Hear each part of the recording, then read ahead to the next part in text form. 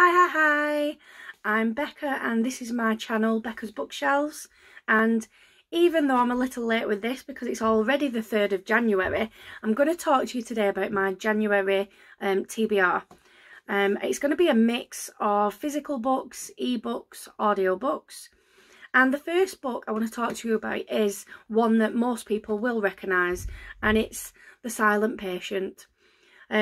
I literally do not know anything about this book other than what it tells me on the back, and that's that there's a woman and she shot her husband in the head 5 times, and since then she hasn't spoken a single word. So I'm guessing this comes under psychological thriller. I know a few people have said it's a medical thriller as well because of the psychiatric aspect, but I'm only just getting back into thrillers and I thought this might be a good one. I received it off my husband for Christmas, and I do really want to get into this because there's been a lot of really good reviews and people talking about it. So I'll give that one a try. And the next one is another book that I got for Christmas. I got this one off my dad, and it's one that I'd actually said I was interested in. And it's the North Korea Journal by Michael Palin. This actually was a documentary on Channel 5 in the UK. Basically, Michael Palin went to North Korea in 2018. This was on the back of all the issues with Kim Jong-un, or however you pronounce that, when he was threatening the world and saying that he had mass destruction weapons and nuclear weapons and all that kind of stuff. That happened in roughly 2016, and that's when the producers came up with this idea of sending somebody in there to have a look around this country that probably most people don't really know much about other than these major news headlines. So this is actually in the format of a day-to-day diary. It covers 15 days, and he interviews various people across the military, various careers, teachers, things like that, and he tries to get where normally people wouldn't be able to get when they visit North Korea. So this sounds incredible, really. I'm really looking forward to it. The documentary actually won lots and lots of awards, so I'm hoping this book is just as good. And the next book I wanted to tell you about very briefly, because if anyone's read any of this type of book, you know what they're all about. And it's a fostering memoir. This specific one is called A Dark Secret by Casey Watson. And I do read quite a number of these. But like I say, if you've read them, you know how they run. Basically, it's a foster carer, and she just tells the story of one of the children that she has fostered, and the background and the development and how things go until that child leaves her care, to whatever plan is in place, whether it's return to family, go into adoption, or any other kind of care setting. And they're always, I think these are always 4 and 5 star reads. They're quite easy to get through quickly, and they're just quite interesting because for most people it's not a side of society that you would normally have dealings with if you're not a foster carer or work in children's services. And then the next one I'm going to be reading is an ARC, and it's called 3 Hours by Rosamund Lupton. Now, I've never read any of her books before, even though the kind of blurb did say she's like a best-selling author or world-renowned or something. And but this one is about a school shooting. It's based in the UK, and I don't know much about the reasonings or the story behind this shooting, other than there's children. It's a junior and a high school, so there's various ages of children in this situation, and they get held hostage by these shooters or terrorists or whatever you want to call them, and it literally covers in detail these 3 hours of the incident, how things are approached, and how the story unfolds with discovering who the shooters are. And it just sounds so incredible. I mean, I think it's one of those really delicate subjects where you're either going to want to read a fiction book about it, or it will be one of those where you think, I really don't think people should be writing fiction about it. It's such a horrific thing to happen that why would people want to enjoy a story about such a horrible thing? And the next arc that I'm going to be reading this month is, it's called Civil Terror Waterborne by J. Luke Bekah. Hopefully that's how you pronounce his name. And I wasn't sure initially whether this was going to be some kind of dystopian novel, because it did mention something about there's been some kind of drought for 20 years or so in California, and they're trying to come up with new ways of supplying water to the citizens. So I wasn't sure if it was going to be, but I think it's actually, from like reading the synopsis a little more, I think it's actually going to be more of like a thriller type thing. So the main character is some kind of civil engineer, and he comes up with this kind of new system to supply water to people, and to treat water so that they can use either salt water or something like that that needs, you know, treatment before people drink it.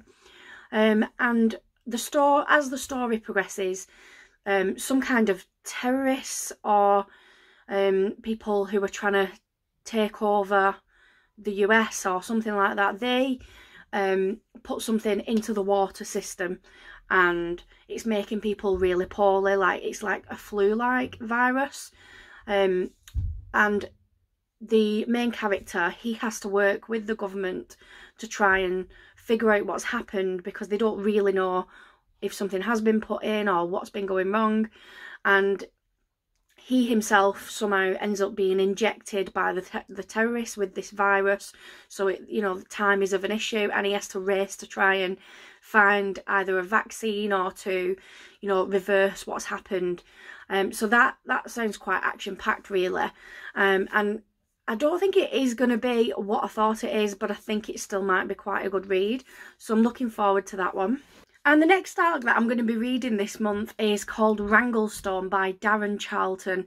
Now, I don't go too much into these books before I read them. I like to be surprised. I just kind of get a general gist by skim reading the synopsis. So bear with me, this is quite brief. Basically, it's set in post-apocalyptic America, and there's zombies, and to be honest, that's all I needed to know to read this.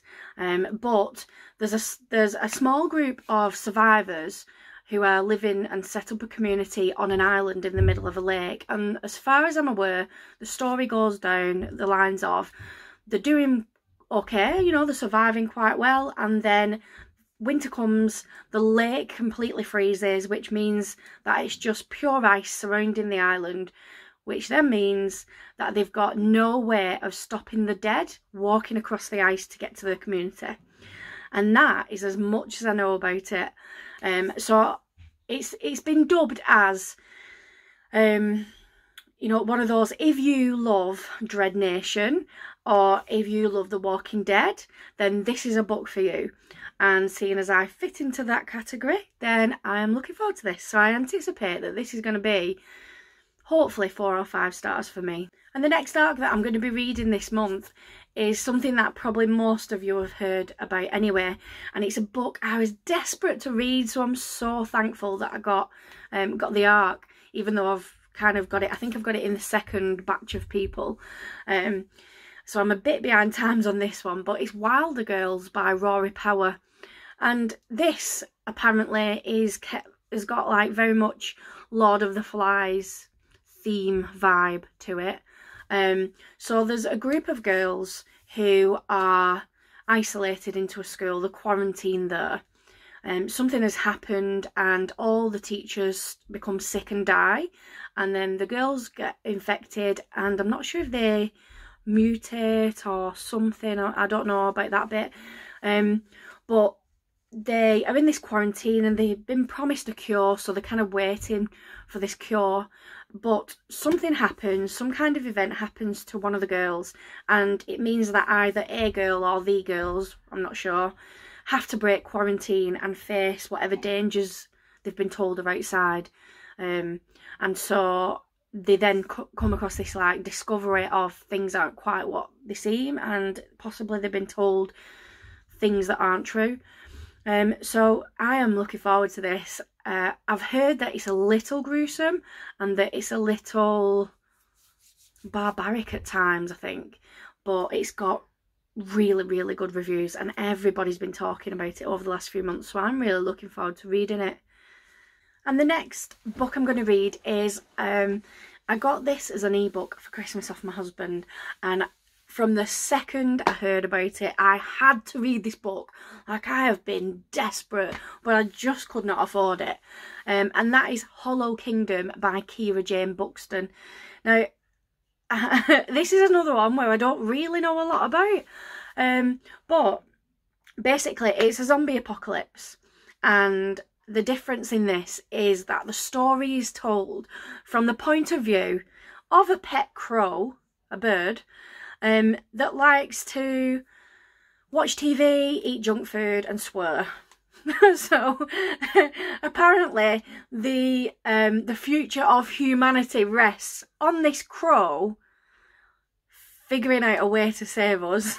So I can't wait for that. It just sounds so much fun, and it's got tremendous reviews. Like, so many people are saying this is a fantastic book, and I don't really need to know much else about it. I mean, how good does that sound? A crow saves humanity in a zombie apocalypse. Like, what? Yeah, I am reading that, definitely.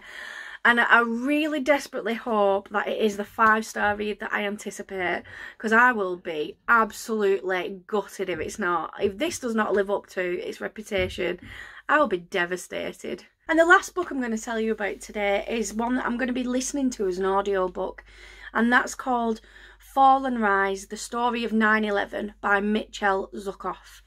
I have already started this, but it's roughly 18 hours long, so it might take me quite a while to listen to it in chunks.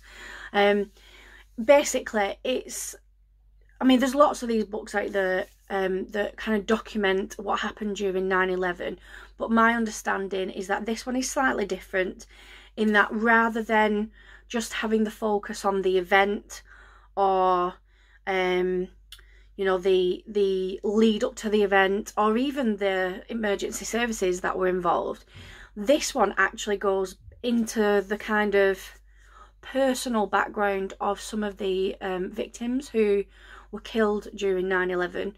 So far I've heard about some of the flight attendants on the flights, and it kind of goes into the, you know, what kind of a person they were, the personality, the loved ones, the relationships they had, the dreams, you know, things like that.